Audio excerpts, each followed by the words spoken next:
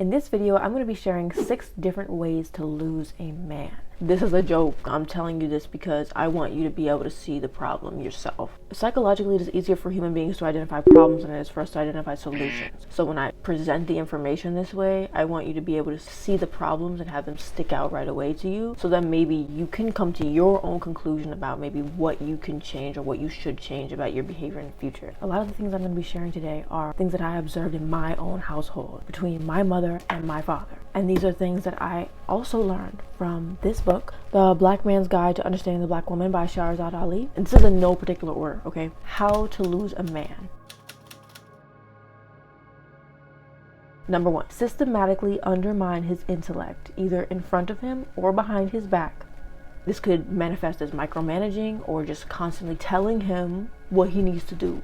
The other part of this is use everything he says that you disagree with as proof that he is illogical, irrational, and mentally impaired. Maybe y'all think I'm joking, but in my household, my parents are like 60 years old, so my mom would say things like, oh, your dad has dementia, he's getting just like his mom. All these things to try to undermine his ability to make decisions for his life or make decisions about the family or decisions about the house. So she was constantly like coming to me, so behind his back, spreading this narrative that he got something wrong up here. Okay, number 2, condition this man to never share anything vulnerable with you ever. Get mad every time he shares something with you about how he really feels. Prove to him that there are right and wrong answers, and if he tells you how he really feels, he will be punished. Your man, your husband, your partner, your boyfriend comes to you and tells you, when you said this or did this thing the other day, it really made me feel uncomfortable. Instead of hearing him out or taking his words at full value, immediately jump to the conclusion that he's trying to attack you. Not necessarily you're looking for a fight or you're instigating, but you are choosing to see the worst possible interpretation of his words. You are using his words against him and against yourself. He's sharing how he feels with you, which is already very hard for men to do in a society. So it's very important that you at least hear him out. The third way to lose a man is this. So vent about all of your relationship problems with other people, especially people who are not in relationships. Vent about your man and all of his flaws and all of his faults and failures to other people, and not talk to him about them, but talk to other people who don't really know or not really qualified to give you advice. Something I used to do personally was I would take my fucking relationship problems to my roommate, to social media. Why are you doing that? Why do you feel the need to get every fucking body involved in your relationship? You're not allowing them the opportunity to share their side of the story. You're controlling the entire narrative, and so your friends are obviously gonna read those vibes and just validate whatever you're saying because they want you to feel like you're being heard, and they're not going to argue with you because they don't even have the other side of the story. If you want to talk to yourself in the mirror basically and just keep on validating that he's a terrible person, that he fucked up, that your relationship is shit, that's what you're doing. That's the only thing that's going to come out of talking to people who are not in that relationship.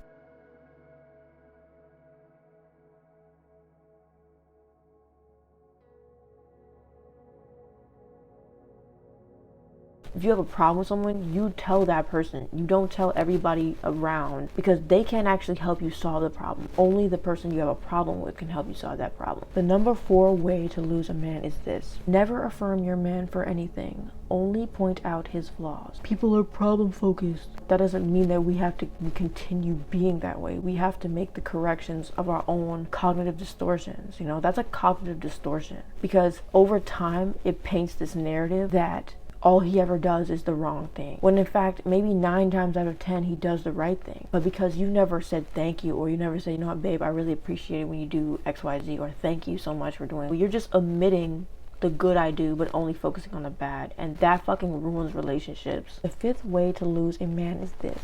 After fights or disagreements, emotionally manipulate him with passive aggression and pettiness, and withhold and starve him of emotional attention until he grovels and apologizes first. This also goes without saying. Don't ever admit to your wrongs. Never apologize for anything, because that means you're weak. And if you apologize, then he gonna think that he's the shit, and he gonna start walking all over you. Take responsibility for nothing. If he made you feel that way, he made you feel that way. There must be something wrong with him. And number 6 is apologize for nothing. Take responsibility for nothing, because if you acted away, it was because he triggered you. period. Here are these 6 ways to repel masculine energy. Obviously, I'm sure you can see what the problem is with all of these things. It's giving insecurity in a relationship that's just simply being projected onto the other person. In this book, actually, she talks quite a bit about how a lot of these things that we do are because of generational trauma. The wounded feminine energy comes from observing other people doing it, because of poverty, because of a victim mindset, watching parents or grandparents in households that are poverty stricken. We have to emotionally manipulate people in order to get what we want. We can't just outright say what we need, because then we'll be taken advantage of for showing vulnerability. People don't feel safe taking personal accountability for their life experience because they were not given the kind of supportive environment to feel like they could take on those changes and not be abused, for making a mistake. Biologically, there are more women than there are men. So maybe there's this kind of scarcity mindset that like, oh, if I lose this man, I'm not gonna find another one. So it's like I gotta put him in his place, and like there's like this power balance that needs to be maintained, of like these emotional manipulative games that we feel like we have to play. So it's understandable why some of us have developed this wounded feminine energy. There's nothing wrong with making mistakes as long as you can admit to making them and learn from them, but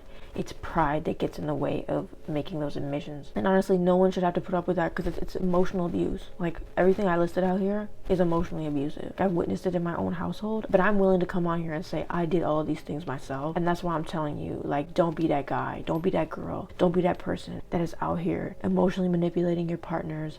If you're unhappy when you're single, you're going to be unhappy in a relationship as well. You might as well just be that unhappy person alone and not project all of that onto someone else. But if you want to be in a loving relationship, you have to do this inner work. You have to. I can't say, oh, the reason why a lot of women or the reason why a lot of people, I don't know. I don't have those statistics. The reason why I did a lot of these things on a subconscious level is because I didn't like myself.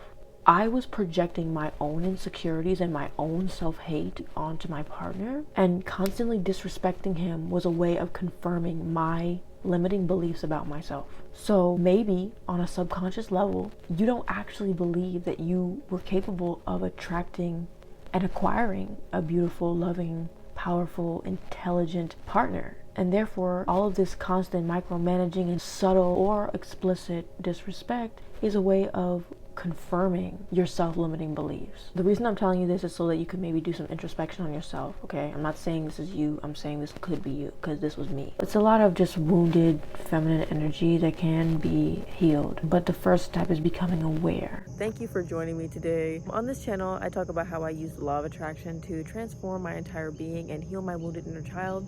I also share these spiritual and psychological tools that I use to heal my mental disease.